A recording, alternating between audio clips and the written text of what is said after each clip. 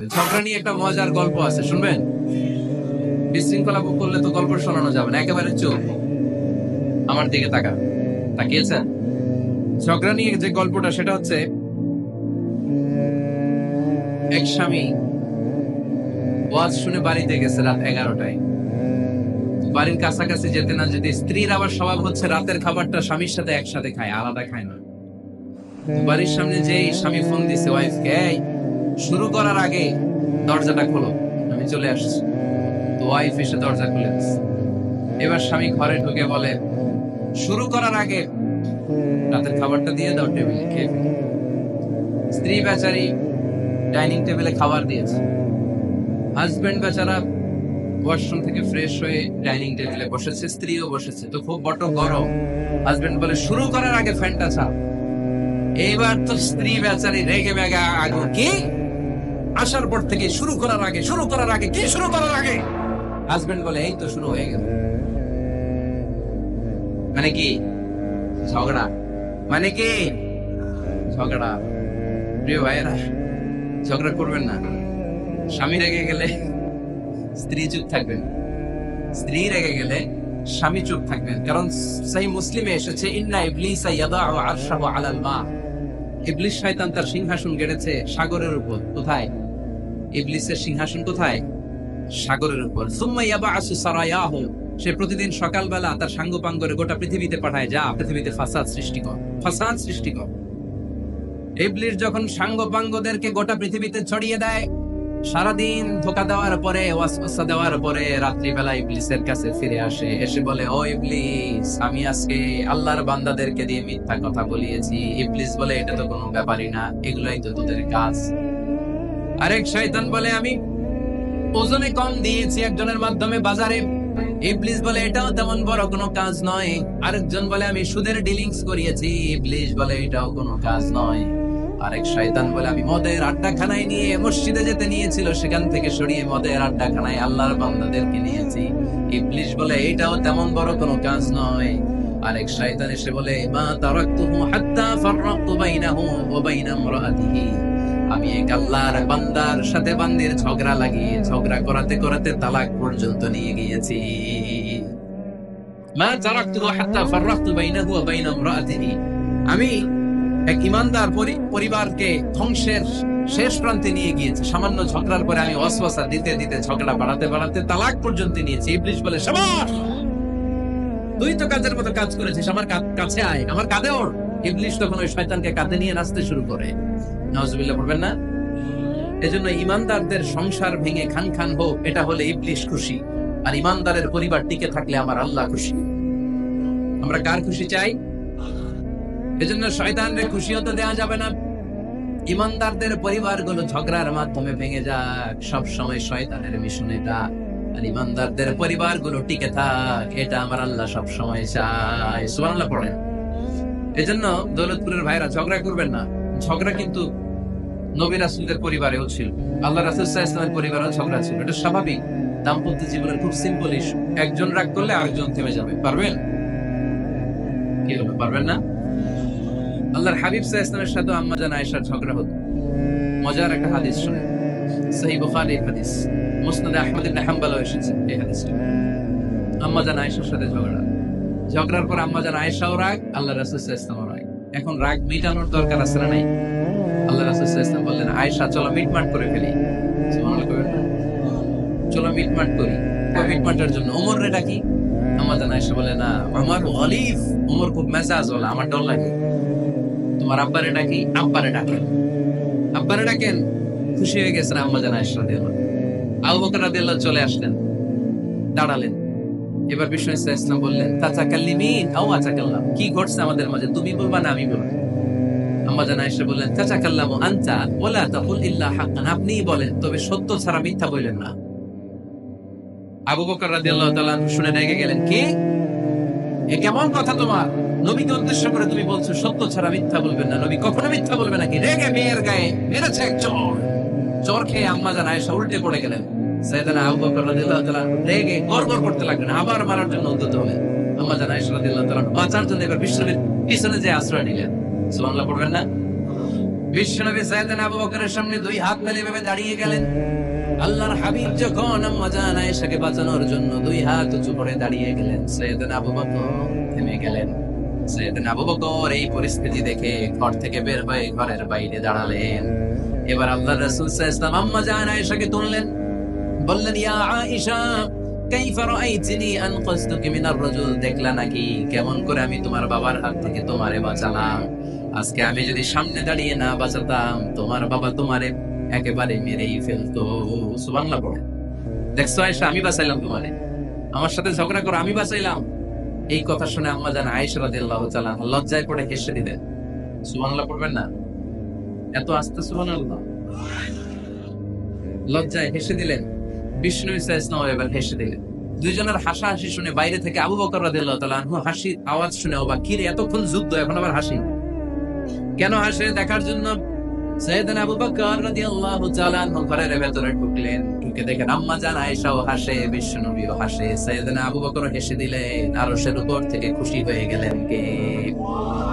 এবার সাইয়েদনা আবু বকর বলেন, ইয়া রাসূলুল্লাহ, ইয়া হাবিবাল্লাহ, আশরিকানি ফি সিলমিকুমা কামা আশরাকতুমানি ফি হারবিকুমা। নবী গো, আপনাদের দুইজনের মধ্যে যুদ্ধ লাগলে যেমনি মিটমাট করার জন্য আপনি আমারে ডাকেন, আপনাদের এই আনন্দ ঘন মুহূর্তগুলোতে শরীক হওয়ার জন্য মাঝে মাঝে আমারে ডাকেন। সুবহানাল্লাহ পড়ো। আপনাদের মধ্যে যুদ্ধ লাগলে সন্ধি করার জন্য যেমনি আমারে ডাকেন, আপনারা যখন আনন্দ ঘন পরিবেশ এরকম খুনসুটি করেন, হাসাহাসিতে মেতে ওঠেন, তখন একটু আমারে ডাকেন। সুবহানাল্লাহ পড়বেন না? দেখেন আল্লাহ রাসূল সাল্লাল্লাহু আলাইহি ওয়াসাল্লাম পৃথিবীর সবচেয়ে শ্রেষ্ঠতম মানুষ। উনাদের পরিবারেও ঝগড়া হতো, কিন্তু এই ঝগড়া কোনোদিন তালাক পর্যন্ত গিয়েছে? কথা বলেন না কেন? আল্লাহর হাবিব সাল্লাল্লাহু আলাইহি ওয়াসাল্লাম তার কোন স্ত্রীকে তালাক দিয়েছেন? প্রায় আম্মা জান আয়েশার সাথে রাগারাগি হতো। আল্লাহর হাবিব সাল্লাল্লাহু আলাইহি ওয়াসাল্লাম বলতেন, আয়েশা, কখন তুমি রেগে থাকো সেটাও আমি জানি, কখন তুমি আমার উপর খুশি থাকো সেটাও আমি জানি। ইয়া আয়েশা, ইন্নী লা আ'লামু ইযা কুনতি আন্নী রাদিয়া ওয়া ইযা কুনতি আলাইয়া গাদবা। আয়েশা, কখন রেগে থাকো তাও বুঝি, কখন খুশি থাকো তাও বুঝি। আম্মা জান আয়েশা বললেন, ইয়া রাসূলুল্লাহ, কেমনে বোঝেন? বিশ্বনবী বললেন, তোমার দোয়ার বাক্যগুলো শোনো বুঝি। যখন তুমি আমার উপরে খুশি থাকো তখন দোয়ার সময় তুমি এভাবে বলো, ওয়া রাব্বি মুহাম্মদ, ও মুহাম্মাদের রব, আপনি আমাদের সব গুনাহ মাফ করে দেন। আর যখন তুমি আমার উপর রেগে থাকো তখন তুমি মুনাজাতের সময় বলো, ওয়া রাব্বি ইব্রাহিম, ইব্রাহিমের রব, আপনি আমাদেরকে ক্ষমা করে দেন। তার মানে যখন তুমি রেগে থাকো তখন দোয়ার সময় আমার নামটা মুখে নিতে চাও না। সুবহানাল্লাহ পড়েন। তখন তুমি দোয়ার সময় অন্য নবীর নাম নাও। আম্মা জান আয়েশা বললেন, ইয়া রাসূলুল্লাহ, মা আহাজুরু ইল্লা ইসমাক, আমি তো শুধু নামটাই সরাই, আমার মুখ থেকে কেবল আপনার নামটাই সরায় রাখি, আমার হৃদয় থেকে কখনো আপনারে সরাতে পারি না। আমার হৃদয়ে জুড়ে আপনি, মা আহাজুরু ইল্লা ইসমাক। নবী হে, আমি শুধু দোয়ার সময় রাগের মাথায় আপনার নামটা বাদ দেই, হৃদয় থেকে তো আপনারে বাদ দিতে পারি না। বলবেন না? তার মানে নবীদের ফ্যামিলি তো ঝগড়া এগুলো হতো, কিন্তু এটা তালাক পর্যন্ত গড়াতো না, ঠিক কিনা? তাহলে এখন থেকে আমাদের এই স্লোগান নিতে হবে যে ঝগড়া করলেও আমরা ডিভোর্সের দিকে যাব। পারা যাবে? আর একজন রেগে গেলে আরেকজনকে চুপ থাকতে হবে। ভাবি রেগে গেলে আপনি চুপ, পারবেন? পারবেন না? ইনশাআল্লাহ। যারা বিয়ে করে না এরা ইনশাআল্লাহ, আর বাকিরা চুপচাপ। আওয়াজ করে পড়েন না ইনশাআল্লাহ। তাহলে প্রথমে স্যাক্রিফাইস, তারপর ঝগড়া করা যাবে না। 3 নাম্বার, দাম্পত্য জীবনের কোনো গোপন কথা অন্যের কাছে শেয়ার করা যাবে না। হাদিসে এসেছে, এটাকে বলা হয়েছে আ'যামুল আমানা, এটা সবচেয়ে বড় আমানত। যারা দাম্পত্য জীবনের একান্ত বিষয় কারোর সাথে শেয়ার করে তারা সবচেয়ে বড় কবিরা গুনাহ করে। আশরারুন নাস বলেছেন বিশ্বনবী এদেরকে, সবচেয়ে নিকৃষ্ট মানুষ। ইয়াউমাল কিয়ামাতি মানজিলাতান, আল্লাহর কাছে কিয়ামতের দিন সবচাইতে নিকৃষ্ট হয়ে দাঁড়াবে ওই দম্পতি, ওই নারী কিংবা ওই পুরুষ, তুফদি ইলা যাওজিহি ওয়া ইউফদি ইলা যাওজিহা সুম্মা ইউনশিরু সিররাহা। তারা একান্ত সময়ে ফিজিক্যাল ইন্টিমেসিতে যা করে এটা পরে মানুষের কাছে বলে বেড়ায়, এরকম আসরা নাই?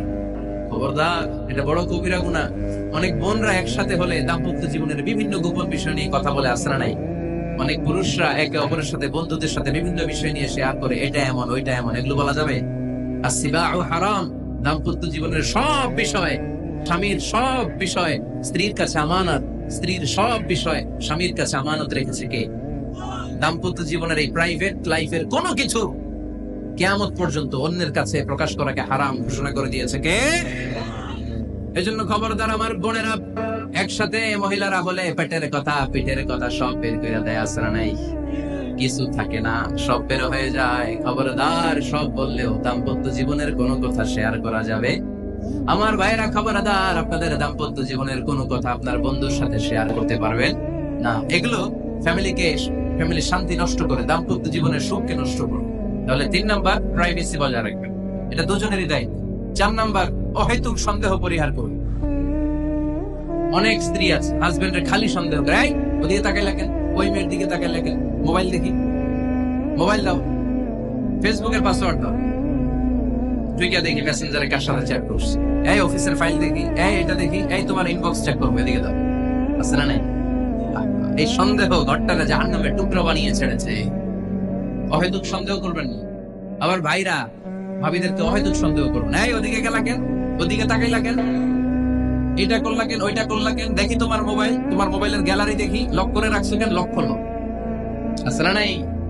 অহেতুক সন্দেহ ফ্যামিলিটারে জাহান্নামের টুকরো বানিয়ে দেয়। হ্যাঁ, ভ্যালিড কোনো অপরাধ যদি স্বামী করে ফেলে, ভ্যালিড কোনো অপরাধ যদি স্ত্রী করে ফেলে, পরকীয়ার কোনো বিষয় যদি প্রমাণিত হয়, বসেন, কনসাল্ট করেন, একে অপরের সাথে কথা বলেন, জিজ্ঞেস করেন। কিন্তু অহেতুক, আমি অনেক ফ্যামিলি এরকম দেখেছি, আমার কিছু বন্ধুকেও আমি দেখেছি যে এদের অবস্থা খুব খারাপ, খালি সন্দেহ করে, আছে না নাই? সন্দেহের রোগটা বড় রোগ, এই রোগ থেকে বেরিয়ে আসতে হবে, অহেতুক সন্দেহ করা যাবে। 5 নাম্বার, হাজবেন্ড ওয়াইফের দায়িত্ব হচ্ছে একে অপরের সহযোগী হতে হবে, সহকর্মী। আল্লাহর জান্নাত পাওয়ার ক্ষেত্রে একে অপরের সহযোগী। আপনি একা জান্নাতে যাবেন, ভাবি জাহান্নামে, এটা আপনি চান? জি না, আওয়াজ নাই আব্দুল ভাই, আপনি এটা চান? ভাবি একা জান্নাতে যাবে, আপনি যাবেন না, এটা ভাবি চায়? চায়। তাহলে গেলে একসাথেই যান না, একসাথেই যান, একসাথেই যাবেন, আলাদা না। এজন্য আল্লাহর আনুগত্যে, আল্লাহর ইবাদতে, দাম্পত্য জীবনে একে অপরের সহযোগী হতে হবে। স্বামী ভুল করলে স্ত্রী সুন্দর করে শুধরে দিবে, স্ত্রী ভুল করলে স্বামী শুধরে দিবে। ফজরের সময় স্ত্রী হাজবেন্ডকে ডেকে দিবে, উঠতে না চাইলে ঠান্ডা পানির ছিটা দিবে। কারণ জান্নাতে একা যাওয়া যাবে না, গেলে দুইজনই যাবে, কথা কয় না? দুইজনই জান্নাতে যাওয়ার দরকার আছে না নাই? যত বেশি আপনারা আল্লাহর আনুগত্যে আগাতে পারবেন, তত আপনাদের মহাব্বত বাড়াই দিবে কে? এই যে হাজবেন্ড ওয়াইফের ভালোবাসাটাকে বলে লাভ পিরামিড। কি পিরামিড? লাভ পিরামিড, লাইক ট্রায়াঙ্গেল, ত্রিভুজ আকৃতির। হাজবেন্ড ওয়াইফের ভালোবাসাটা ত্রিভুজ আকৃতি। The closer the couple comes to Allah, the closer they comes to each other. Husband wife যত বেশি আল্লাহর কাছে যাবে, তারা নিজেরাও নিজেদের তত কাছে যাবে। হাজবেন্ড ওয়াইফ আল্লাহর সম্পর্ক থেকে যত দূরে সরে যাবে, তারা নিজেরাও নিজেদের থেকে তত দূরে সরে যাবে, ঠিক কিনা? ত্রিভুজ চিনেন আপনারা? হ্যাঁ, এই জিওয় কয়েকজন জিওয়, আপনারা ত্রিভুজ চিনেন না? চিনি, জিওয়, ঠিক আছে। ত্রিভুজের কয় কোণা? হ্যাঁ, 3 কোণা। এই যে এরকম লাভ পিরামিড, 3 কোণা। এই উপরের কোণায় আল্লাহর অবস্থান, আর এই কোণায় স্বামী, এই কোণায় স্ত্রী। তো তারা আল্লাহর দিকে যত যাবে, নিজেরাও তত কাছে যাবে। আর তারা আল্লাহর সম্পর্ক থেকে যত দূরে চলে যাবে, নিজেদের মধ্যে দূরত্ব বাড়তে থাকবে, ঠিক কিনা? পিরামিডটা বুঝতে পারছেন? ত্রিভুজ আকৃতির সম্পর্কটা লাভ পিরামিড এরকম, 3 কোণা।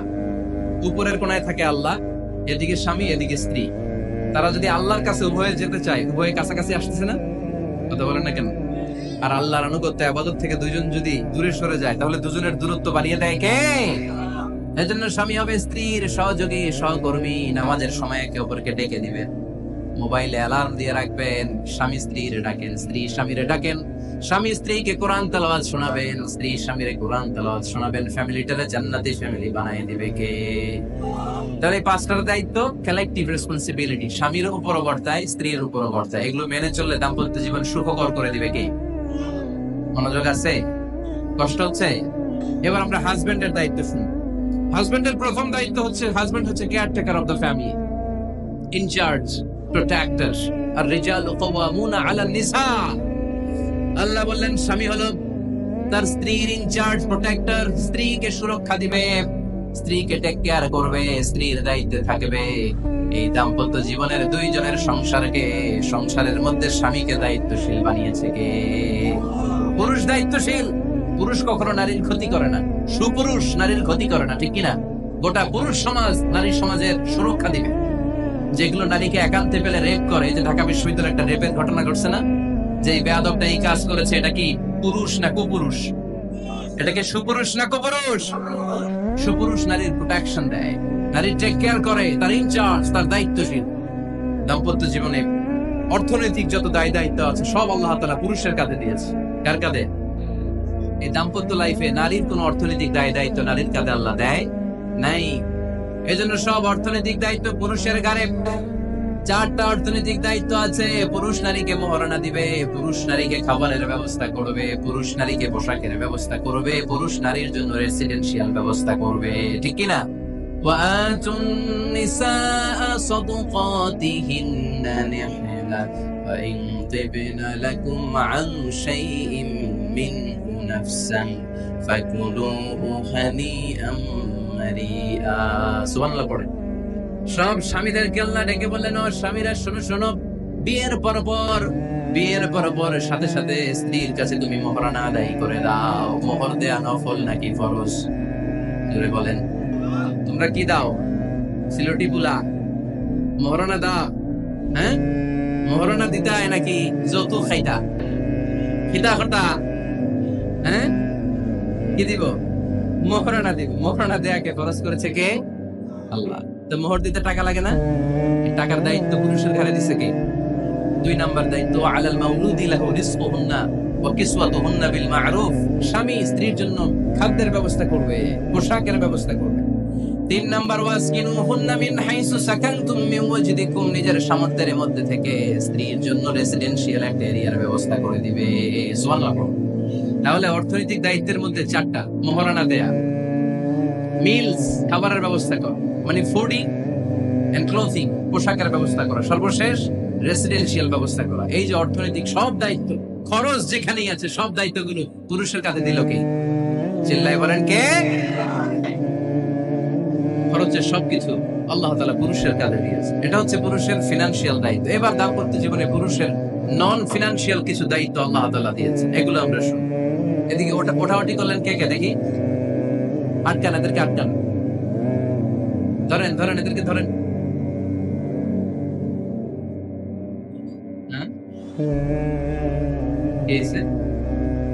শেষ করে দেব? খিতা হইতা? হ্যাঁ, জোরে মাতো। চলবে। হ্যাঁ, তাকবীর পরেন তো দেখি। যারা চলবে বলতেছেন লিল্লাহি তাকবীর।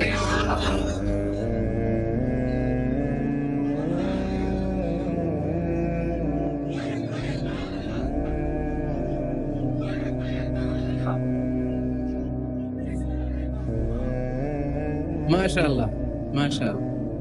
এবার দাম্পত্য জীবনে নন ফিনান্সিয়াল পুরুষের যে দায়িত্ব আছে সেটা আমরা শুনবো। 1 নাম্বার দায়িত্ব হচ্ছে স্বামীর উচিত স্ত্রীর সাথে ভালো আচরণ করা। ভালো আচরণ করেন তো আপনারা? জি হয়। এই শুধু উনি করে, বাকিরা খিতা কর্তা, মারামারি কর্তা নেই, খিতা কর্তা। হ্যাঁ, সালাম দিবেন, স্ত্রীকে কি দিবেন? আল্লাহ বললেন, ওয়া আশিরুহুন্না বিল মা'রুফ। স্ত্রীর সাথে কোমল ভাষায়, ভালো শব্দে, ভালো বাক্যে ভালো কথা বলো। স্ত্রীর সাথে খারাপ আচরণ করো না। স্ত্রীকে দেখলে তুমি মুচকি হাসি দাও। অনেক স্বামী আছে কখনো স্ত্রীকে দেখলে মুচকি হাসি দেয় না, চেহারাটা বাংলা পাসের মতো এরকম করে রাখে।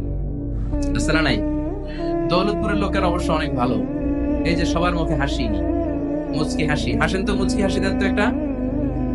আওয়াজ করলে মুচকি হাসি হয় নাকি? এটা মুচকি হাসি, দাঁত দেখা যাবে না, সাউন্ড হবে না, শুধু এখানে একটু একচিলতে হাসির একটা ঝলক করবে, এটা বলে মুচকি হাসি। কানা রাসূলুল্লাহ সাল্লাল্লাহু আলাইহি ওয়াসাল্লাম আকসারু তাবাসসুমান। আল্লাহর হাবিব সাল্লাল্লাহু আলাইহি ওয়াসাল্লাম সব সময় মুচকি হাসতেন। অনেকে আছে চেহারা গোমরা করে রাখে, জীবনেও হাসে না, এরকম আছে না? নাই? দেখছেন এরকম আছে? এলাকায় তো নাই না? আছে। হাসবেন। মুচকি হাসতে পয়সা লাগে না? পয়সা লাগে? এজন্য হাসবেন। আল্লাহর হাবিব সাল্লাল্লাহু আলাইহি ওয়াসাল্লাম বলেছেন, ফাস্তাউসু বিন-নিসাই খায়রা। নারীর সাথে ভালো আচরণ করো। নারীদেরকে বাঁকা পাঁজরের হাড় দিয়ে তৈরি করা হয়েছে। এই হাড়কে সোজা করতে গেলে ভেঙে যাবে, রেখে দিলে বাঁকাই থেকে যাবে। তো কি করতে হবে? ফাস্তাউসু বিন-নিসাই খায়রা, কোমল আচরণ করো। আবার আল্লাহর হাবিব সাল্লাল্লাহু আলাইহি ওয়াসাল্লাম বললেন, রিফকাম বিল কাওয়ারিদ। নারীদেরকে কাচের তৈজসপত্র, বাসনের সাথে, গ্লাসের সাথে আল্লাহর হাবিব সাল্লাল্লাহু আলাইহি ওয়াসাল্লাম তুলনা করলেন। কাচের তৈজসপত্র, কাচের গ্লাস, কাচের প্লেট যেমনি আস্তে তুলতে হয়, আস্তে রাখতে হয়, নারীদের সাথে এরকম কোমল আচরণ করার আদেশ দিয়েছে কে?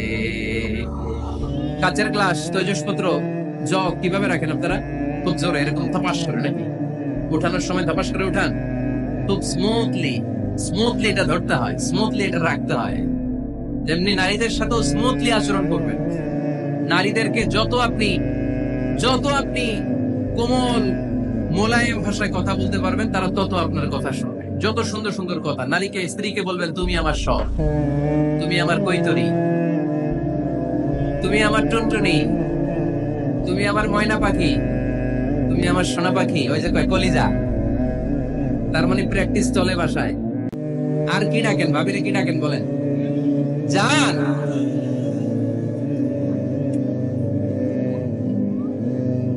জান ডাকেন।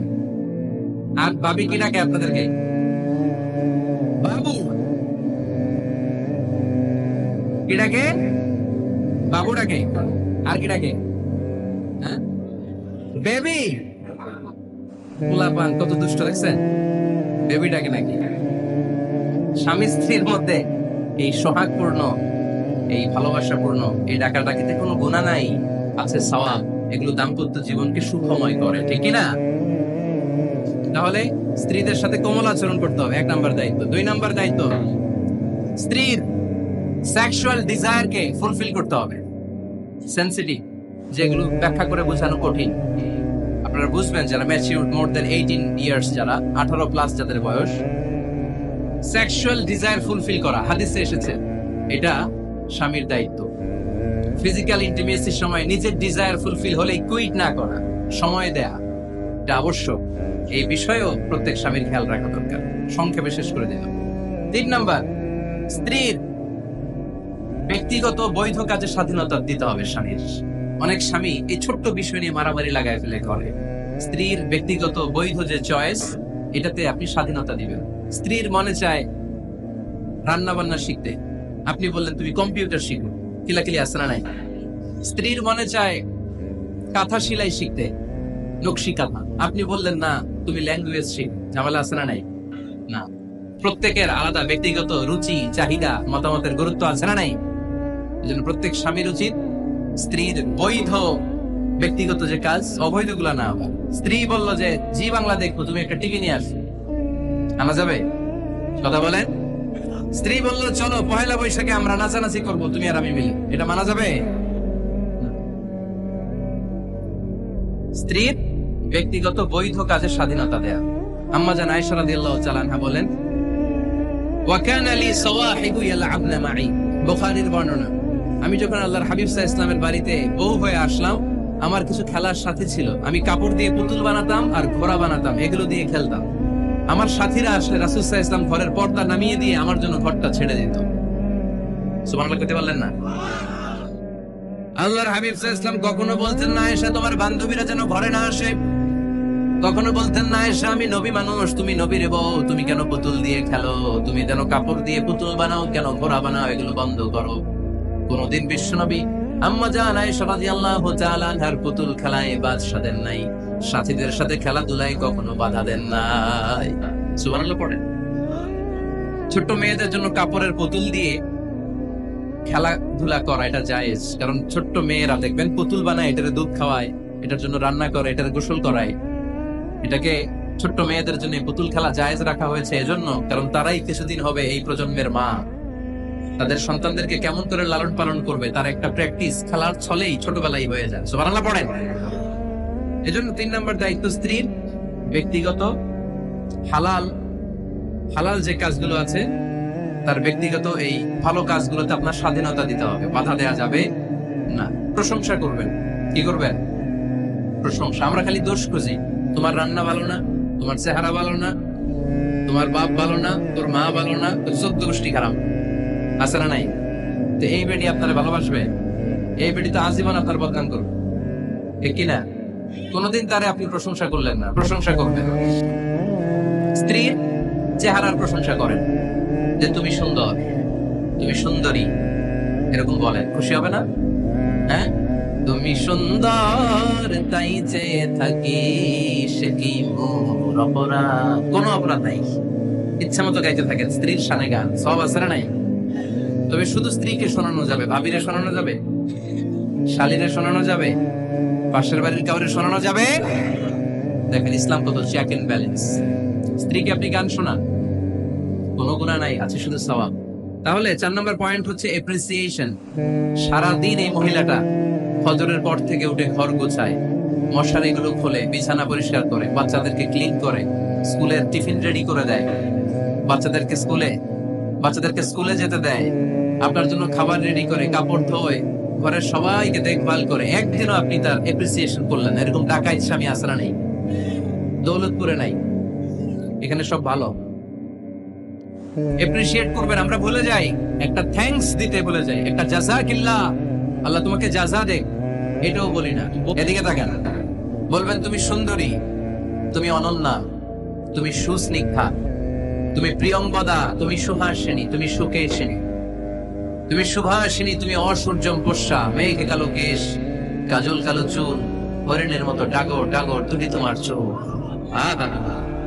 যে পোলাপাইন খুশি হয়ে গেছে, আর মুখস্থ রাখতেছে, বলবে এগুলা, বিয়ে করে নাই কিন্তু এখনো।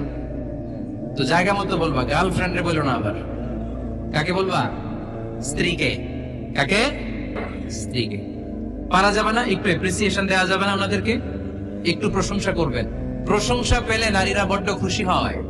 যদি আপনি বলেন যে তোমার রান্নাটা আজকে অসাধারণ হয়েছে, দেখবেন আরেক বাটি আইনা দিতেছে, খাইতে পারতেছে না, এরপর পাতে তুলে দেয়, আরেকটু খাও, আরে খাও না, আছে না নাই? ওই যে প্রশংসা করছেন, খুশি হয়ে গেছে তো। আপনি 10,000 টাকার বান্ডিল দিয়ে আপনার বউকে যত খুশি করতে না পারবেন, রান্না মজা হয়েছে এইটা বলে আপনি অনেক বেশি খুশি করতে পারবেন। আল্লাহর হাবিব সাল্লাল্লাহু আলাইহি ওয়াসাল্লাম কখনো স্ত্রীদের রান্নার বদনাম করেনি। সুবহানাল্লাহ পড়বেন না? আওয়াজ করে পড়েন সুবহানাল্লাহ। আজ থেকে স্ত্রীর সৌন্দর্যের প্রশংসা করবেন, কাজের প্রশংসা করবেন, রান্নার প্রশংসা করবেন, এপ্রিসিয়েশন দিবেন। পারবেন তো? রান্নার প্রশংসা নিয়ে মজার একটা গল্প আছে, শুনতে চান? তো উঠতে শুরু করলেন যে, হ্যাঁ এখন আর কে কারে ধরবে, অনেকে উঠে গেছে। 2টার দিকে যারা বসা, প্রায় আমার মাহফিলগুলোতে এই সমস্যা হয়। গাইবান্ধাতে আমি গেলাম, জিজ্ঞেস করলাম কখন আসছেন, কয় ফজর পরে আসছেন। তো ফজর পরে আসছেন, এত আগে আসছেন কেন? কয় জায়গা পাবো না, এই জন্য। লক্ষ লক্ষ মানুষ, কে কাকে নিয়ন্ত্রণ করবে? লক্ষ লক্ষ মানুষ। আমার জীবনে এত বড় প্যান্ডেল আমি কথা বলি নাই। এরা সকাল থেকে বসে আছে, পেশাব আটকে রাখছে, এটা ক্ষতিকর না? এরা আজহারিকে দেখার পরে এরপরে ওঠা আরম্ভ করছে, দেখাইছি কয়, দেখা গেছে হুজুর, এরপরে চলে যাচ্ছে। তা আপনাদের কি অবস্থা এরকম? হ্যাঁ, আচ্ছা ঠিক আছে। তো রান্নার প্রশংসা নিয়ে যে মজার গল্পটা আপনাদের শোনাতে চাই, এদিকে তাকান, মনোযোগী হন। আমার ওয়াজ শুনে এক লোক মনে মনে নিয়ত করছে যে, আইরে জীবনে তো রান্নার প্রশংসা করলাম না, আজকে রান্নার প্রশংসা করব। তো মাহফিল শেষে বাসায় গেছে, স্ত্রী তাকে খাবার দিয়েছে, স্বামী খাবার খায় আর মিটি মিটি হাসে। স্ত্রী বলে, মাহফিল শুনে আসছো, রাত বাজে 12টা, খাচ্ছ ভালো কথা, হাসো কেন?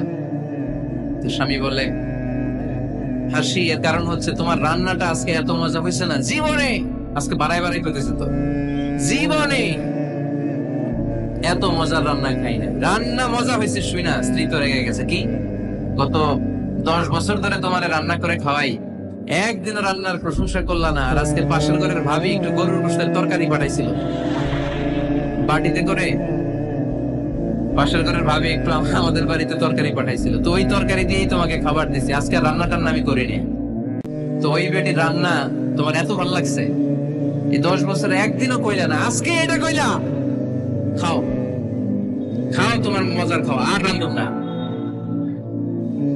প্রশংসা করলে বুঝে শুনে করবেন, একটু এনশিওর হবেন যে রান্নাটা করছিল কে। তা না হইলে কিন্তু ঘরে চুলায় আগুন জ্বলবে না, টানা রোজা রাখা লাগবে, ঠিক কিনা? তো 4 নম্বর গেলে এপ্রিসিয়েশন, একটু এপ্রিসিয়েশন দিবেন। আল্লাহর হাবিব সব সময় স্ত্রীদের প্রশংসা করতেন।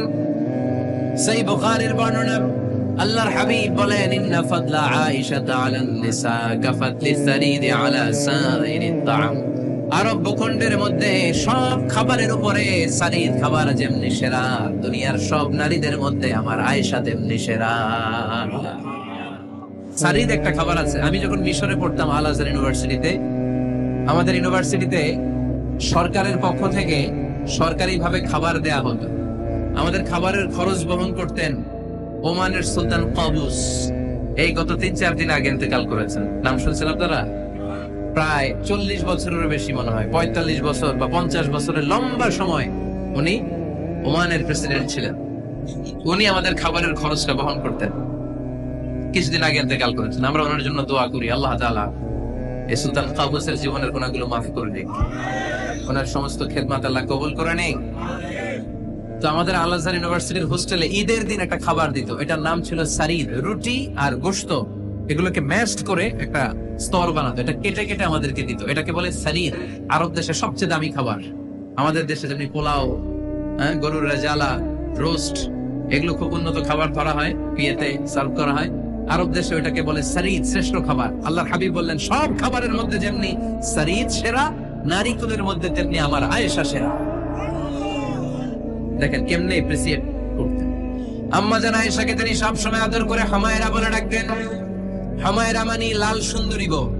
কি সুন্দরী? আম্মা জান আয়েশা রেগে গেলে গাল দুটো আনার ফলের মতো লাল হয়ে যেত, এজন্য ডাকতেন ও আমার লাল সুন্দরী বউ। সুবহানাল্লাহ কইতে পারলেন না?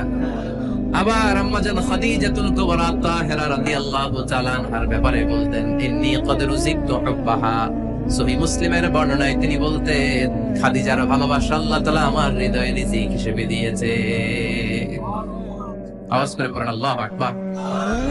তো এজন্য এপ্রিসিয়েট করবেন। 5 নাম্বার হচ্ছে আপনার ভালোবাসা স্ত্রীকে প্রকাশ করুন। এক ছাদের নিচে আজীবন বসবাস, 20 বছর হয়ে গেছে এদের সংসার, একদিনও মুখ ফুটে বলতে পারে নাই তোমারে ভালোবাসি। পারছেন? হ্যাঁ, কে কে পারছেন? দেখে হাত তুলেন। হাত অর্ধেক তুলে আবার নামায়, ভেজাল আছে, ঠিক কিনা? ভালোবাসি বলছিলেন? কারে বলছিলেন? ভাবিকে না গার্লফ্রেন্ডকে? হ্যাঁ, স্ত্রীকে বলবেন, নিজের স্ত্রীকে বলবেন আই লাভ ইউ। কি বলবেন? কথা বুঝে না বোধহয়। কি বলবেন?